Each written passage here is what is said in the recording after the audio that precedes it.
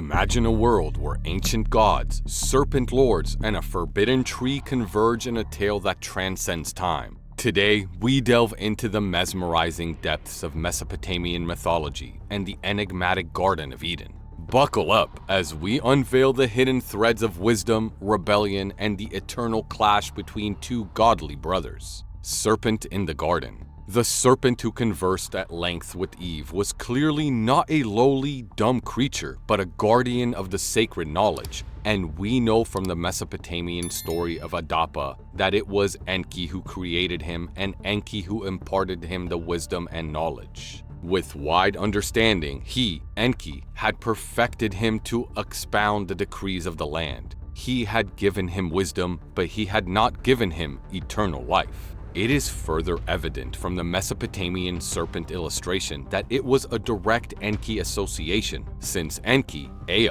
was traditionally depicted as the serpent lord of the Euphrates. Just as the serpent was the giver of wisdom, so Enki was constantly referred to as Enki the Wise, as in the flood story when he challenged the authority of Enlil by giving Ziusudra advance warning of the deluge. After the flood, while Enki had been busy working with Ninkursag in her creation chamber, his brother Enlil had been opposed to the embryo scheme. Enlil had devised the flood to get rid of the human problem, but Enki was a true champion of humankind. Knowledge versus ignorance. Since we know that El Elyon Jehovah was synonymous with Enlil, the Garden of Eden story is a direct representation of the ongoing feud between the Anunnaki brothers. Enlil was insistent that humankind should be kept in ignorance and should be maintained solely to toil and bear the yoke of the Anunnaki. But Enki had other ideas. He was insistent that the black-headed people should be educated. As previously mentioned, Enki and Ninkursag had successfully created at least 14 of the new humans before they created Adapa and Hawa, Adam and Eve.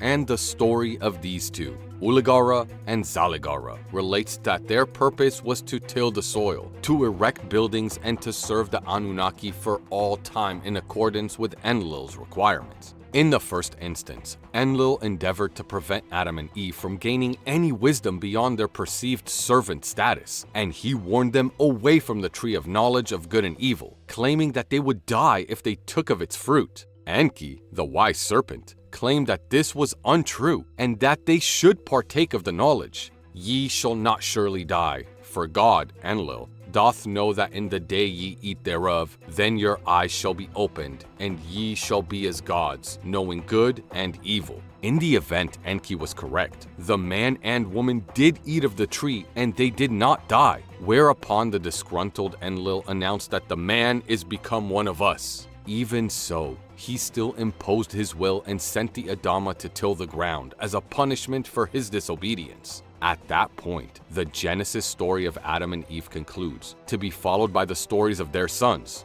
But certain non-canonical works do follow the adventures of the famous couple, servants of the gods. Adam and Eve's original state of nakedness, which is apparently so important to the Genesis narrative, was a reflection of their subordinate status in the prevailing environment, and their covering of themselves had nothing whatsoever to do with matters of sexuality. It had to do with the fact that servants and workers of the Anunnaki were naked in those days, as depicted in reliefs of the era. When Adam and Eve's eyes were opened, they gained the knowledge of their true station, a station akin to that of domestic animals. Prior to that, they had thought nothing of their nudity, but on becoming aware that they were inferior beings, they were immediately struck with the embarrassment of their situation and sought to rectify the matter. Garments for divine station. Clothes were a prerogative of the masters, and it is for this reason that the Adapa tablet tells that when the Adama was anointed to this priestly station, a garment was commanded for him and he was clothed.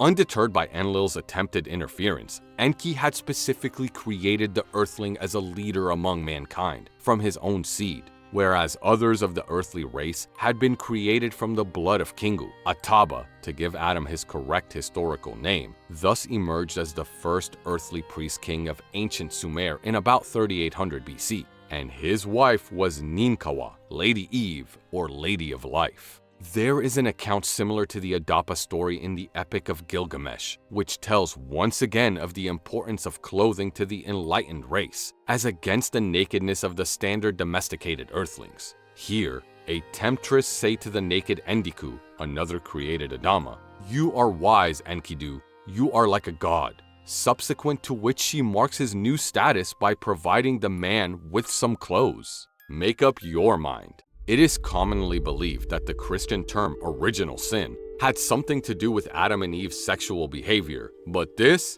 is a church-promoted absurdity. To the point where Adam is banished from the garden, there is no mention whatsoever of any physical contact between him and Eve. The eventually determined sin was that Eve, a mere woman in the church's eyes, had seen fit to make her own decision. A decision to disobey Enlil in favor of Enki's advice. A decision to which Adam conceded, and a decision which proved to be the correct one. In practical terms, Eve had committed no sin at all because the interdict concerning the tree of knowledge had been placed on Adam alone, which is why only he was exiled. As we journey through the echoes of ancient narratives, one thing becomes abundantly clear. The Garden of Eden isn't just a biblical tale. It's a snapshot of a cosmic feud. Enki, the wise serpent, challenges the status quo, urging humanity towards enlightenment. Yet, Enlil, the stern enforcer, seeks to keep us in perpetual ignorance. It's a clash of ideologies, a divine struggle mirrored in the very fabric of our existence. What's your take on this cosmic drama? Drop your thoughts in the comments below, and don't forget to hit that like button if you've enjoyed this mythological expedition. Subscribe for more intriguing insights, and until next time, keep questioning, keep exploring, and keep embracing the mysteries that bind us to the ancient tapestry of human history. Until next time.